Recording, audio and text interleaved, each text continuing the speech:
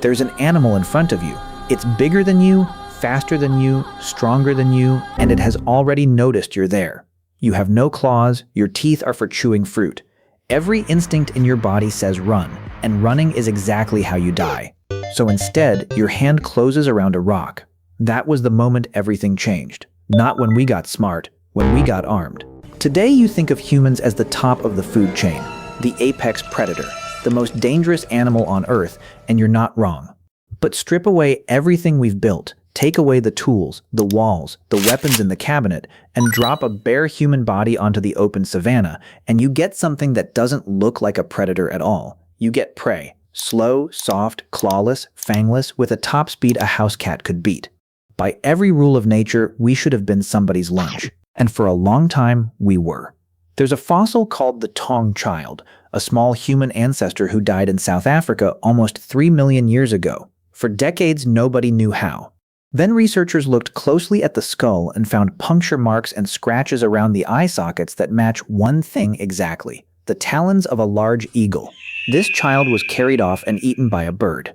That was us back when we were something else's food. For most of our story, humans shared the land with cats the size of couches and hyenas that ran in packs, and we had nothing. No natural weapon anywhere on the body. So here's the problem that should have ended us before we started. How does an animal with no claws, no fangs, no venom, no armor, and no speed kill anything at all? How does prey become the most feared thing on the planet? The answer has nothing to do with strength, or teeth, or size. It's the single most important invention in the history of life on Earth, and the strangest part is where it started, because the first weapon wasn't made of stone, it was made of you. Go back to that rock in your hand. It seems too simple to matter, but a thrown rock is the most underrated weapon our ancestors ever had, because it does the one thing nothing else could. It hurts something without you having to touch it. And it turns out your body was rebuilt from the skeleton up to do exactly that. In 2013, a team led by Neil Roach at Harvard studied how humans throw, and found we are freakishly good at it, better than any other animal alive. A chimpanzee, with all its strength, throws like a toddler. You can throw 100 miles an hour. The reason is 3 specific changes in the human body: a wider waist, lower shoulders, and a twist in the bone of your upper arm. Together, they turn your shoulder into a catapult, storing energy like a stretched slingshot and releasing it all at once. And here's the part that matters. Those 3 changes appeared together for the first time around 2 million years ago in Homo erectus. Which means before we had language, before we had big brains, before we had anything you'd call human, evolution had already turned our arm into a weapon. The rock came first. Everything else came after. The next leap took over 1 million years, and it's so obvious it's easy to miss. Someone put the sharp thing on the end of a stick. It's called hafting, and it sounds trivial until you realize what it demands. You have to look at a stone and a shaft and some way to bind them and picture in your head a finished object that doesn't exist yet. That's planning, and for a long time we assumed early humans couldn't do it. Then at a site called Kathu Pan in South Africa, archaeologists found stone points with damage patterns that only happen when a point is fixed to a spear and driven into something. Those points are 500,000 years old, and they carry the tiny fractures that only form when a tip is driven hard into a body. 500,000 years ago, someone was already building a 2-part weapon in their mind before they ever built it in their hands, and then putting it to work. But a spear you thrust is still terrifyingly close. You're inside the range of the hooves, the horns, the teeth. So the next problem to solve was distance, and the solution is one of the most beautiful things in the whole archaeological record. In a coal mine in Schöningen, Germany, workers uncovered a set of wooden spears, perfectly preserved and, after a recent redating, around 200,000 years old. They're the oldest complete hunting weapons ever found, and they were lying among the butchered bones of more than 50 wild horses, the exact animals these spears had been used to bring down. And when researchers studied them, they realized these weren't clumsy sticks. They were balanced like modern javelins, weighted toward the front, shaped to fly. Modern athletes have thrown careful replicas of them more than 20 meters with real accuracy. Someone 200,000 years ago understood aerodynamics well enough to carve it into wood by hand, and an even older worked spear tip from Clacton in England hints the craft reaches back further still.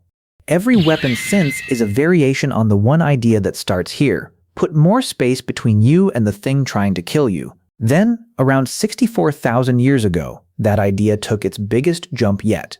At Sibudu Cave in South Africa, a team led by archaeologist Marlies Lombard found tiny stone points, far too small for a spear.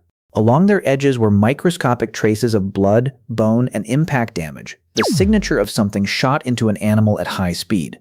These were arrowheads, and the bow is a different kind of invention entirely, because it doesn't run on your muscles, it runs on stored energy. You bend the wood slowly, patiently, loading it up, and the bow releases all of it in an instant, far faster than any arm could throw. For the first time, a human could kill something from 50 meters away, from behind cover, without the animal ever knowing they were there. Think about what that does. The one advantage every dangerous animal had over us, that they could close the distance and reach us, was gone. Now we reached them first, from somewhere they couldn't touch. And the idea just kept escalating.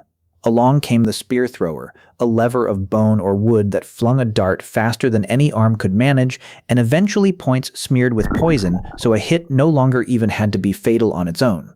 Follow that same line far enough, and you arrive at weapons that can end a life from the other side of the planet. Every one of them is a caveman's rock, thrown a little further. Now here's where the story takes a turn nobody expects, because the weapon didn't just change how we hunted, it changed what we became, in two ways nobody saw coming. The first is your brain. Hunting with weapons meant meat, and meat is dense, concentrated fuel. A body that gets its calories from hunted prey can afford to build something outrageously expensive to run, a large brain. So the weapon fed the brain, and the brain invented better weapons, and that loop, running for 2 million years, is a real part of how you ended up smart enough to follow this sentence. But the second change is stranger and quieter. A weapon is the great equalizer. Without one, the biggest, strongest member of the group simply takes what he wants. With one, the smallest person there can stop him. A sharp point in a weak hand cancels out the strength of a powerful one. And once that's true, raw physical dominance stops running the group. You have to cooperate, you have to be careful, you have to care what other people think, because now anyone at all can be dangerous, even in their sleep. Some anthropologists argue this is exactly why humans became so intensely social and so obsessed with fairness. In a group where the weakest member can kill the strongest, getting along stops being optional. The weapon that made us the planet's apex predator may also be the thing that forced us to become human to each other. So here's the full picture. We showed up as prey, carried off by eagles, hunted by cats, with nothing sharp anywhere on our bodies. Evolution turned our arm into a catapult. We bound a sharp point to a shaft and killed up close. We carved spears that could fly and dropped whole herds of horses from a distance we could survive. We built a bow that stored energy and reached prey from across a clearing. And every single step bought us the same thing, a little more space between us and death. That's the whole history of the weapon, from a rock in a fist to a machine that reaches around the world. So go back one last time to that animal in front of you and the hand closing around a rock. You are still that animal. You survived on nothing but a decision, to look down at the ground, pick something up, and refuse to be prey. Every human who ever lived is descended from the ones who got armed instead of eaten.